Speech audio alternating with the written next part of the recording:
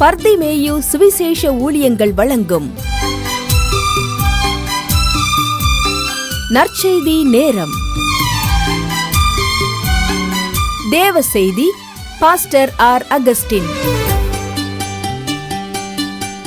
இந்த நாளில் உங்களோடு நான் பேசி வருகிறேன். ஆண்டவர் கேட்ட ஒரு கேள்வியை வச்சு தான் கிட்டத்தட்ட இதுவரைக்கும் 12 செய்தி பேசி வரேன். என்ன கேள்வி? 2 கண்ணுதிரியாங்க அவரை தேடி வந்தாங்க. அவர்கிட்ட வந்து இறங்குங்க ஆண்டவரேன்னா. அவர் ஒரு வீட்டுக்குள்ளே போயிட்டார். போன உடனே விடலை, பின்னாடியே போனாங்க. இயேசு பார்த்தார், இவ்வளோ முயற்சி பண்ணி வந்திருக்காங்களே, இவர்கிட்ட ஒரு கேள்வி கேட்டு பார்ப்போம். எப்பா, என்னை நம்பி வந்திருக்கீங்களே, இதை நான் உங்களுக்கு செய்வேன்னு உங்களால் விசுவாசிக்க முடியுதா? இன்னைக்கு அதுதான் கேட்குறார். இதை செய்ய எனக்கு வல்லமை உண்டு. மத்தேயு 9:28 பார்க்கிறோம். இதை செய்ய எனக்கு வல்லமையுண்டு என்று நீங்கள் விசுவாசிக்கிறீங்களா? உங்களை பார்த்து, படுக்கையில் இருக்கிற உங்களை பார்த்து தான் கேட்கிறார். பலவிதமான பிரச்சனையில் இருக்கிற உங்களை பார்த்து தான் கேட்கிறார். கடன் பாரத்தில் இருக்க உங்களை பார்த்து தான் கேட்கிறார். என்ன பார்த்து தான் கேட்கிறார். எனக்கு அன்பார்களே, நாம் விசுவாசிக்கணும். அந்த விசுவாசத்தை அவர் பார்க்கணும். நான் உங்களோடு பேசி வர்றேன். மார்க் எழுதின சுவிசேஷத்தில் 2ஆம் அதிகாரத்திலே 4வது 5வது வசனத்தில் பார்க்கிறோம். ஒரு படுக்கையில் கிடந்த ஒரு மனுஷனை இயேசு வந்திருக்காருன்னு கேள்விப்பட்டவன எல்லாரும் கூடி வந்தாங்க. 4 பேர் அவனை தூக்கிட்டு வந்தாங்க. தூக்கிட்டு வந்தா கிட்ட போகிறது கூட வழி இல்லை. நாமளாக இருந்தால் ஒரு பஸ்ஸு கூட்டமாக இருந்தால் திரும்பி வீட்டுக்கு போயிடுவோம். லேசாக 2 மழை தூர்னா வீட்டுக்கு போயிடுவோம். எங்கள் ஊரில் ஒருத்தர் இருக்கார், வேலைக்கு போவார்.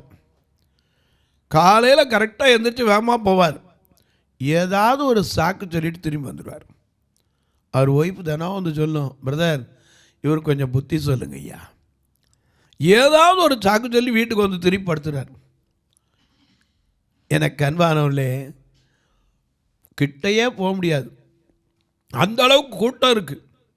அப்படிப்பட்ட கூட்டத்து மத்தியில் ஒருத்தனை எப்படியாவது சுகமாக்கணும் அப்படின்னு முயற்சித்த 4 பேருடைய விசுவாசத்தை இயேசு கண்டாராம். உங்கள் வேதா புஸ்தகத்தை எங்கே இருந்தாலும் மார்க் 2ஆம் அதிகாரம் 4வது 5வது வசனத்தை அப்படி திருப்பி வச்சுக்கிறீங்களா? அப்படி எல்லாரும் திருப்பி எடுக்கிற வரைக்கும் நீங்களும் நானும் சேர்ந்து பாடுவோமா? அல்லேலூயா.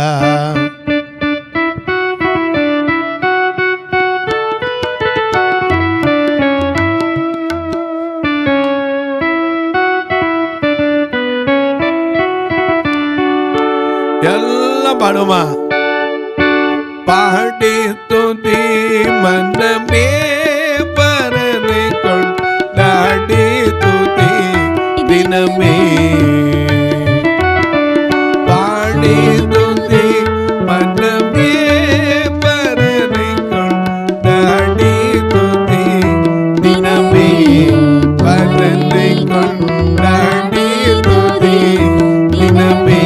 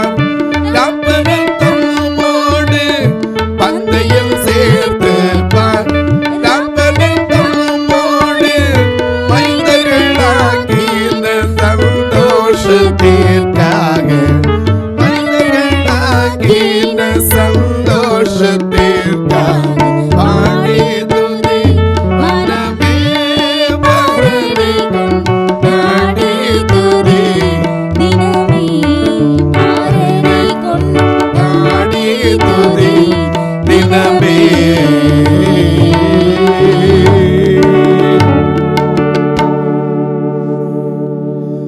வாசிக்க சொல்லட்டா? மார்க்கு 2:4-5 ஜனக்கூட்டத்தின் நிமித்தம் ஜனக்கூட்டத்தின் நிமித்தம் அவருக்கு சமீபமாய் சேரக்கூடாமல் அவர் இருந்த வீட்டின் மேற்கூரையை பிரித்து திறப்பாக்கி திமிர்வாதக்காரன் கிடக்கிற படுக்கையை இறக்கினார்கள். நல்ல கவனிங்க, எவ்வளவு விசுவாசம்! கிட்ட போக முடியல, போப்பா எனக்கு என்ன, இவன் படுத்து கிடந்தா எனக்கு என்ன ஆக போகுது, இவன் எந்திரிச்சா எனக்கு என்ன. எனக்கு அன்பானவர்களே, இந்த உலகத்தில் தனக்கானவைகள் அல்ல பிறனுக்கானவைகளை நோக்குகிறவனும் அப்படித்தான் இருப்பான். ஏன்னா மற்றவன் மேலே கரிசல் உள்ளவன் தனக்கு என்ன கிடைக்குன்னு பார்க்க மாட்டான், எனக்கு என்ன போக மாட்டான். கூட்டமாக இருக்கு, கிட்ட போக முடியல, கீழே உட்கார்ந்துருக்கிறவர் வணக்கத்துக்குரியவர், மரியாதைக்குரியவர், சர்வ வல்லவர், சாவை வென்றவர், உலகத்தின் பாவத்தை சுமந்து தீர்க்க வந்தவர். அத்தனை பெரிய போதவர் உட்கார்ந்துருக்கார். இன்னைக்கு ஒரு போதவர் மேலே ஒரு தூசி விழுந்தா விட்டுருவாரா? அடுத்த நிமிஷம் என்ன செய்வார்? அறிவு இருக்கா, நான் உட்காந்துருக்கேன் தெரியாதா கேட்பாரா இல்லையா? இயேசு ஒரு வார்த்தை கேட்கல. ஏன்னா அவர் மயிர் கத்தரிக்க போகிற ஆட்டை போல சத்தமிடாது இருக்கிற ஆட்டை போல. ஆமா, அவர் எதற்கு வந்தார்? அழகா சொன்னாரு, நீதிமான்களை அல்ல. ரோமர் 1:27 மிக அழகா. 1 கொரிந்தியர் 1:27 பாருங்க. 1 கொரிந்தியர் 1 Corinthians chapter 1 verse 27. ஞானிகளை வெட்கப்படுத்தும்படி தேவன் உலகத்தில் பைத்தியமானவைகளை தெரிந்து கொண்டார். பலமுள்ளவைகளை வெட்கப்படுத்தும்படி தேவன் உலகத்தில் பலவீனமானவைகளை தெரிந்து கொண்டார். உள்ளவைகளை அவமாக்கும்படி உலகத்தின் இழிவானவைகள் அற்பமாய் எண்ணப்பட்டவைகளையும் இல்லாதவைகளையும் தேவன் தெரிந்து கொண்டார். அல்லேலூயா. அற்பமான வாழ்வு, அற்பமான வாழ்வு அற்புதமாய் மாறு. அனைத்தையும் தந்தே ஆட்கொள்ளும் தேவா, நான் பெருகவும் நீ சிறுகவும்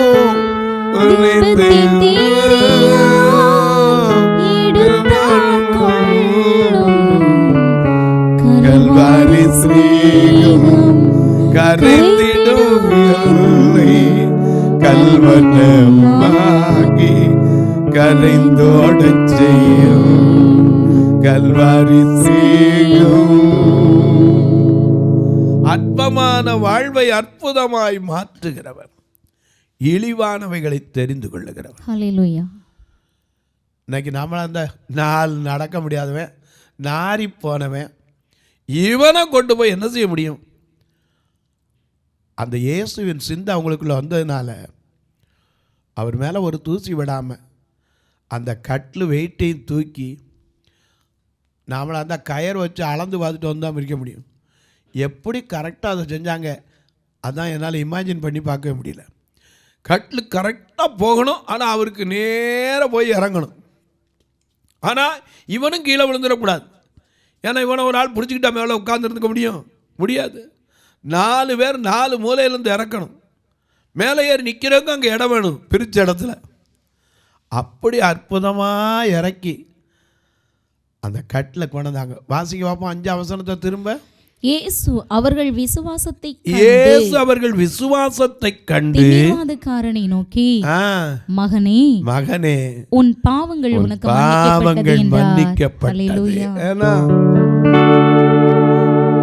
பாவமே அது பல்லமேசமே அது உன்னை நாசமா பாபமே அது பல்லா வேஷமே அது உன்னை நாசமா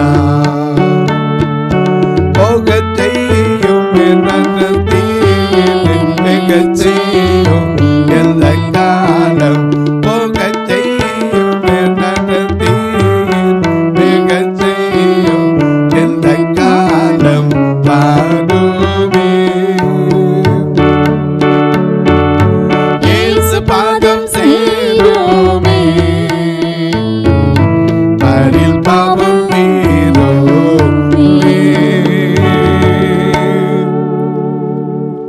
என்ன பாவம் ஒரு மனிதனை அடிமையாக்கிறோம். யோவான் 8:34 வாசிக்கிறோம், பாவம் செய்கிற எவனும் பாவத்திற்கு அடிமையாயிருக்கிறான். உங்களுக்கு சொல்லுகிறேன், அடிமையானவன் என்றைக்கும் வீட்டிலே நிலைத்திருக்கிறான், குமாரன் என்றைக்கும் நிலைத்திருக்கிறான். ஆமா, என்ன பாவம் செய்கிற எவனும் பாவத்திற்கு அடிமையாயிருக்கிறான். அதனால்தான் அந்த அடிமைத்தனத்திலிருந்து மீட்பதற்கு, அந்த பாவம் போக்கி நம்மை ரட்சிப்பதற்கு ஹல்லேலூயா இந்த பூமியில் வந்தார். ஏன்னா பாவத்தையே பார்க்காதவர் பாவமாக்கப்பட்டார். நம்ம பாடுறோம்னா, நாங்கள் பாவ பாரத்தால் கஸ்தியுற்று சோறுங்கால் தாழ்மையாக உம்மையே நோக்கி கண்ணீருடனே ஊக்கத்தோடு வாஞ்சையாய் கெஞ்சும் போது தயவாய் சிந்தை வைத்த இயேசுவே எங்கள் வேண்டல் கேளுமே.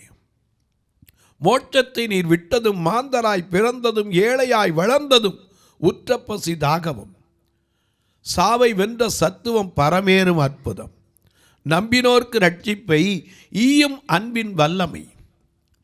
எத்தனை அருமையான காரியங்கள். எனக்கு அன்பானவர்களே, இயேசு பார்த்தார். எதை பார்த்தார்? அந்த 4 பேருடைய விசுவாசத்தை பார்த்தார். இவன் நோயை பார்க்கல, இவன் கிடந்த கடையை பார்க்கல, யாரும் வந்து அவருக்கு சொல்லவும் இல்லை. ஏன்னா அவருக்கு தெரியாது ஒன்றுமே கிடையாது. அவர் காண்கிற தேவன். அந்த 4 பேர் கொண்டு வந்த அந்த விசுவாசத்தை, அவங்க பண்ண முயற்சியை பார்த்தார். என்ன நம்பி வந்திருக்காங்க. ஆகையினால அந்த திமிர்காதக்காரன் அப்புறம்தான் பார்க்கிறார். பார்த்து சொல்லாரு, மகனே உன் பாவங்கள் உனக்கு மன்னிக்கப்பட்டது. அங்கே உட்கார்ந்திருந்த வேதபாரகரில் ஐயா, மன்னிப்பதுதான் தேவனுடைய சுவாபம். ஏன் தெரியுமா? ஆண்டவர் ஆன்மாவை விரும்புகின்றார், மாண்டிட்ட ஆன்மாவை தேடுகின்றார். ஆண்டவர் ஆன்மாவை விரும்புகின்றார், மாண்டிட்ட ஆன்மாவை தேடுகின்றார். அண்டேடும் ஏழைக்கு அருளுகின்றார், அண்டேடும் ஏழைக்கு அருளுகின்றார். வேண்டிடும் துரோகிக்கு இறங்குகிறார், வேண்டிடும் துரோகிக்கு இறங்குகிறார். மன்னிப்பு மன்னிப்பு மன்னிப்பு மன்னிப்பு மன்னிப்பு தேவா, மன்னிப்பு மன்னிப்பு தாருமே இறைவா, மன்னிப்பு தாருமே இறைவா.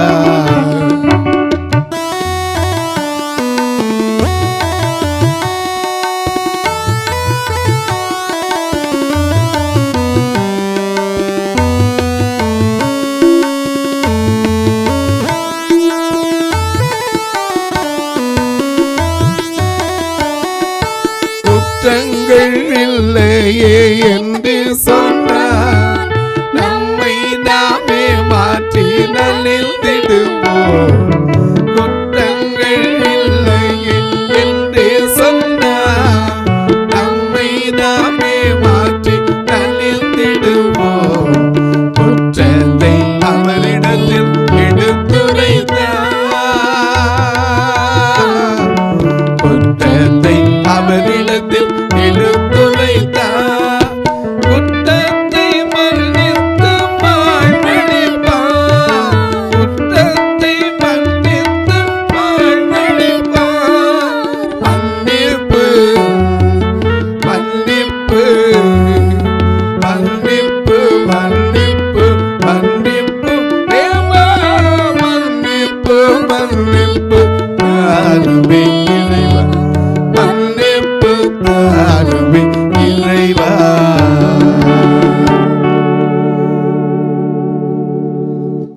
எனக்கு அன்பானவர்களே, பாவத்தை மன்னிக்க அவருக்கு அதிகாரம். ஹalleluya. அதனால அவர் சொல்றாரு, திமிர்வாதக்காரனை பார்த்து சொல்றார், மகனே உன் பாவங்கள் உனக்கு மன்னிக்கப்பட்டது என்றார். அங்கே உட்கார்ந்திருந்த வேத பாரகர் சிலர், எல்லாரும் இல்ல, சிலர். இவன் இப்படி தேவதூஷணம் சொல்லுகிறது என்ன? தேவன் ஒருவரே அன்றி பாவங்களை மன்னிப்பதற்கு யார் என்று தங்கள் இருதயங்களில் சிந்தித்துக் கொண்டிருந்தார்கள். பாவத்தை மன்னிப்பதற்கு தான் அடிமையின் ரூபம் எடுத்து தம்மை தாமே வெறுமையாக்கி அடிமையின் ரூபம் எடுத்தார். பாவத்தை மன்னிப்பதற்கு அதிகாரம் பெற்றார். ஆனா அவரை பார்த்து சொன்னாங்க, வேத பாரகருக்கு விசுவாசம் இல்லை, ஆனா ஒண்ணுமே தெரியாதவங்க 4 பேர் கட்ட தூக்கிட்டு வரான். தேவதூஷணம் சொல்றானே, அவர் கேட்டார், உங்க இருதயத்தில் இப்படி சிந்திக்கிறது என்ன? படுக்கை எடுத்துக்கொண்டு நடன்னு சொல்றதோ, உன் பாவங்கள் மன்னிக்கப்பட்டது என்று சொல்லுவதோ எது எளிது அப்படின்னார். உடனே அந்த திமிர்வாதக்காரன் என்ன செய்தான்? படுக்கை எடுத்துக்கிட்டு என்ன செய்தான்? வீட்டுக்கு போனான். கொஞ்சம் யோசிச்சு பாருங்க, ஏன் ஆண்டவர் படுக்கை எடுத்துட்டு போக சொன்னாரு? இத்தனை வருஷம் படுத்து கிடந்த வாழ்க்கை என்ன விலையேற பெற்றதா? இல்லை, இந்த படுக்கையில் அவ்வளோ வாசனை இருக்குமா? ஏன்னா படுத்து படுத்து அந்த போர்வையை நினைஞ்சிருக்கும், நாரி போயிருக்கும். ஏன்னா வேர்த்தாலும் அப்படி தான், வெயில் காலம் அப்படி தான், மழை காலம் அப்படி தான், குளிர்காலம் அப்படி தான். ஒரே இடத்துல படுத்து கிடந்த பெட்சோர் கூட வந்திருக்கும். அப்போ அந்த படுக்கைக்கு என்ன ஏன் முக்கியத்துவம் கொடுத்தாரு? கட்டில் கொண்டு போச்சு இல்லை, உன் படுக்கையை மட்டும் என்ன செய், எடுத்துக்கொண்டு உன் வீட்டுக்கு போ, நடந்து போ சொன்னார். ஏன்? வரும்போது 4 பேர் தூக்கிட்டு வந்தான், எல்லாம் பேசியிருப்பான், இத்தனை நாள் படுத்து கிடந்தவன் செத்து போயிட்டான் போலன்னு. எல்லாரும் பார்த்து ஆச்சரியப்பட்டிருப்பாங்க. ஐயா, இவர் செய்த அற்புதத்தை பார்த்து அநேகர் ஆச்சரியப்பட்டிருப்பாங்க. மத்தேயு எழுதுகிற சுவிசேஷத்தில் அநேகர் ஆச்சரியப்பட்ட காரியங்களும் எழுதப்பட்டிருக்கிறது. எனக்கு அன்பானவர்களே, நடந்து போனதை பார்த்து, நகோமியை பார்த்து பேசின அதே ஜனங்கள் ஏன் இதை பார்த்து பேச மாட்டாங்களா? நகோமி ரொம்ப நாள் கழிச்சு வர்றான், அவளை பார்த்து சொன்னாங்க, இவ யாரு? நகோமி அல்லவா? அதோட நகோமின்னு சொல்லாதீங்க, என்னை மாறாளுன்னு சொல்லுங்க. இவன் சொல்லியிருப்பான், படுத்து கிடந்த நோயாளின்னு சொல்லாதீங்க, நான் இப்போ சுகமானவன். என்ன விசுவாசித்தாங்க? இதை செய்ய அவருக்கு வல்லமை உண்டு. இவன் விசுவாசித்தானோ இல்லை எனக்கு தெரியாது, ஆனால் அந்த 4 பேர் விசுவாசத்தை பார்த்து தான் அவர் சுகப்படுத்தினார். இன்றைக்கும் சொல்கிறேன், ஆண்டவர்கிட்ட மட்டும் நம்பிக்கையோடு வந்து பாருங்க, அவர் நம்பி வந்த ஒருத்தரும் கெட்டதே கிடையாது. மனுஷனை நம்பி கெட்டேன்னு சொல்லலாம், புருஷனை நம்பி கூட கெட்டேன்னு சொல்கிற பெண்கள் உண்டு.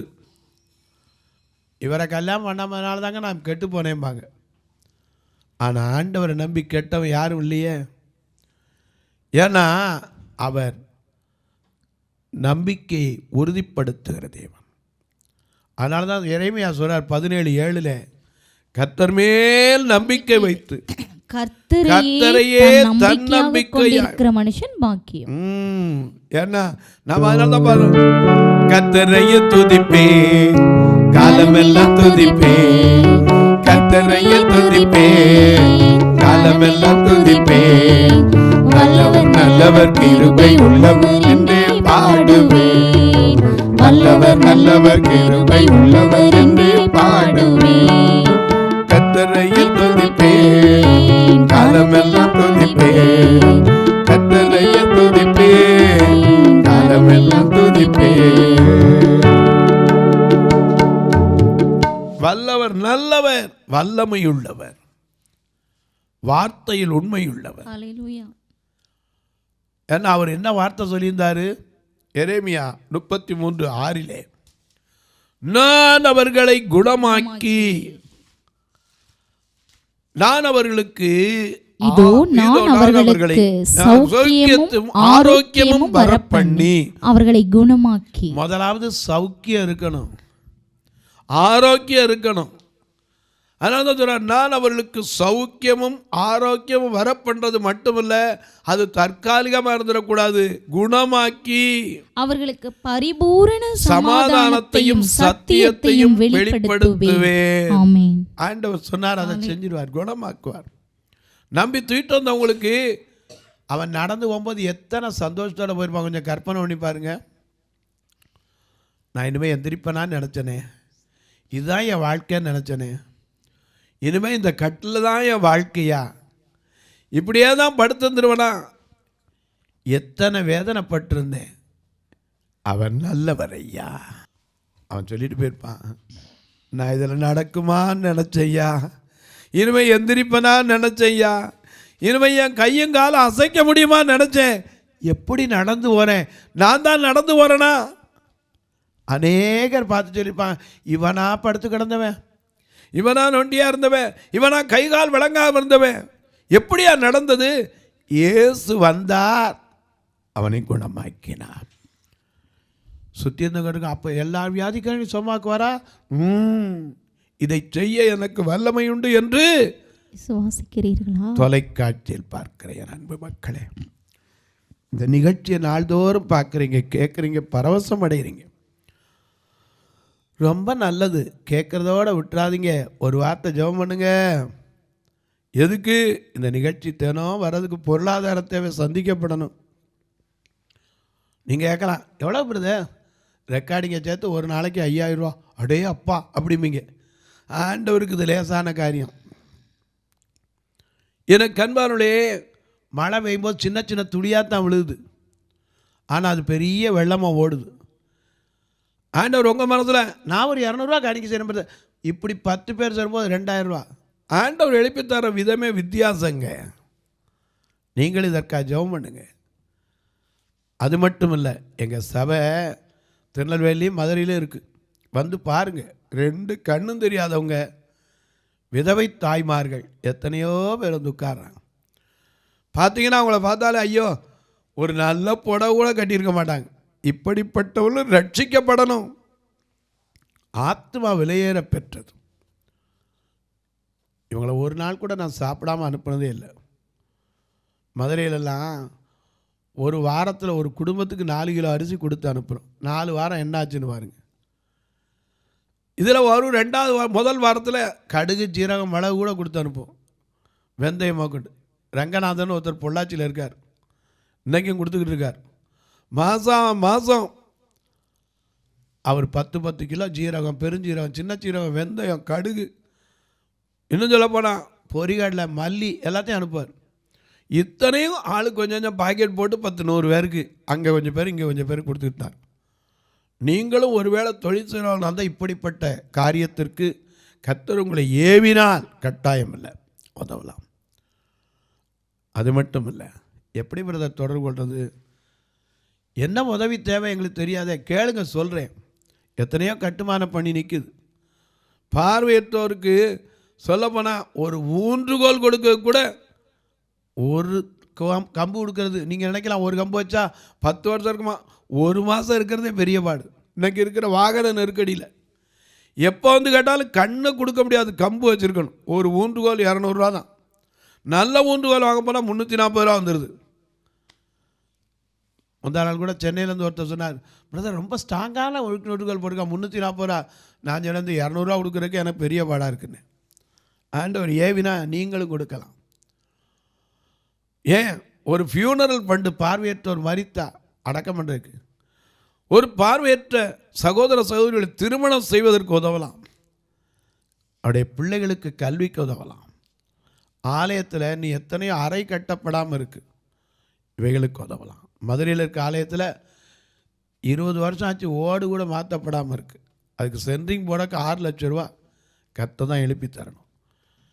நீங்கள் கேட்கலாம் எப்படி தொடர்பு உள்ள 2 நம்பர் வந்துக்கிட்டே இருக்குது, இதை பாருங்கள், இதில் ஜிபே ஃபோன்பே உண்டு, என்கிட்ட எது வேணாலும் கேட்க. உங்களுக்கு விளக்கம் தெரியலனா கேளுங்க, தாராளமாக உங்களுக்கு சொல்கிறேன். உங்கள் ஜெபக்காரி எது இருந்தாலும் காலை 10லேருந்து 5க்குள்ளே தாராளமாக சொல்லணும். உங்களுக்கு ஜெபம் பண்ணுவேன். நான் ஏதாவது ப்ரோக்ராம்லேயோ அல்லது தொலைக்காட்சி ரெக்கார்டிங்கில் இருந்தால் ஒழிய கட்டாயம் ஃபோன் எடுத்து பேசுவேன். இப்போ உங்களுக்கு ஜெபிக்கட்டுமா? நீங்களும் சொல்லுங்களா? ஆண்டவரே, இதை செய்ய எனக்கு வல்லமை உண்டு அப்படி சொல்லி உம்மிடத்தில் வல்லமையை நாங்கள் விசுவாசிக்கிறோம் சுவாமி. நீர் அற்புதம் செய்யும், அதிசயத்தை காணப்படும். யார் யார் எந்தெந்த நிலையில எந்தெந்த இடத்துல கண்ணீரோடு கவலையோடு வேதனையோடு பலவிதமான போராட்டங்களோடு படுத்திருக்கிறார்களோ அந்த படுக்கை அவர்களுக்கு ஆனந்த களிப்பாய் மாறட்டும். ஆண்டவருடைய நாமத்தினாலே அற்புதங்கள் செய்கிற தேவன், அதிசயங்களை காணப்படுகிற தேவன் ஒவ்வொரு பெரியோர் சிறியோர் பிள்ளைகளுக்கும் உதவி செய்யும். சில வேளைகளில் சின்ன பிள்ளைகளை கூட பாருங்க, மனவளர்ச்சியற்ற பிள்ளைகளுக்காக ஜெபிக்கிறேன். எத்தனை தாய்மார்கள் அந்த மனவளர்ச்சியற்ற பிள்ளைகளை வைத்துக்கொண்டு, ஐயோ என் பிள்ளை இப்படித்தான் இருக்குமா, எதிர்காலத்தில் மாறுமா என்று கண்ணீர் விட்டு புலம்புகிற எத்தனையோ பேரை பார்க்கிறேன். எத்தனை பேர் போன்ல கேட்குறீங்க, என் 3 வயசு குழந்தை பேசவே இல்லை பிரதர், என் வாயை திறந்து அம்மான்னு கூப்பிடுமா? ஐயா, இயேசு தேவ கிருபையிலும் மனித தயவிலும் வளர்ந்து அதிகமாய் பெருகினது உண்மையானால் உங்க பிள்ளைக்கு அவர் அதிகமாய் தயவு செய்வார். ஆனா இதை செய்ய வல்லமை உண்டு நீங்க விசுவாசிக்கிறீங்களா? அன்பின் தெய்வமே, உங்கள் விசுவாசமே உலகத்தை ஜெயிக்கும், உங்கள் விசுவாசத்தின்படி ஆகட்டும் என்றீரே. ஒவ்வொருவருடைய விசுவாசத்திற்கு ஏற்ற பலன் கிடைக்கட்டும். இயேசுவின் நாமத்தில் ஜெபிக்கிறேன் நல்ல பிதாவே, ஆமென். சபை ஆராதனை ஞாயிறு காலை 10 மணி முதல் 12 மணி வரை. இடம் பர்திமேயு சுவிசேஷ ஆலயம், அன்னை சத்யா நகர், இளமனூர் அஞ்சல், சக்கிமங்கலம் வழி, மதுரை மாவட்டம். பின்கோட் 625201 மற்றும் பர்திமேயு சுவிசேஷ ஜெப வீடு, flat number 107, Eden garden, Muthur, Tirunelveli. Pin code 627011. சிறப்பு உபவாச கூட்டம் ஒவ்வொரு மாதமும் 2வது சனிக்கிழமை காலை 10 மணி முதல் 1 மணி வரை நாகர்கோவில் YMCA ஹாலில் வைத்து நடைபெறுகிறது. மற்றும் ஒவ்வொரு மாதமும் 4வது சனிக்கிழமை காலை 10 மணி முதல் 1 மணி வரை திருநெல்வேலி புதிய பேருந்து நிலையம் அருகில் உள்ள கிரேஸ் ஹாலில் வைத்து நடைபெறுகிறது. எங்கள் எல்லா ஆராதனைகளிலும் கலந்து கொண்டு தேவனை மகிமைப்படுத்த அன்பாய் அழைக்கிறோம். உங்கள் உதாரத்துவமான காணிக்கைகளினால் இவ்வூழியத்தை தாங்க விரும்பினால் R Augustine, account number 5021364331, IFSC code IDIB 000B066, Indian Bank, BP Kulam, Madurai. GPay number 9842181917, BGM ministries மற்றும் 9442559772, பிளைண்ட் மினிஸ்ட்ரீஸ் அகஸ்டின். உங்கள் தொடர்புக்கு பாஸ்டர் ஆர் அகஸ்டின், பர்திமேயு சுவிசேஷ ஊழியங்கள், நாகமலை, புதுக்கோட்டை, மதுரை 625019. தொலைபேசி எண்கள் 9842181917 மற்றும் 9442559772. கர்த்தர் தாமே உங்களை ஆசீர்வதிப்பாராக.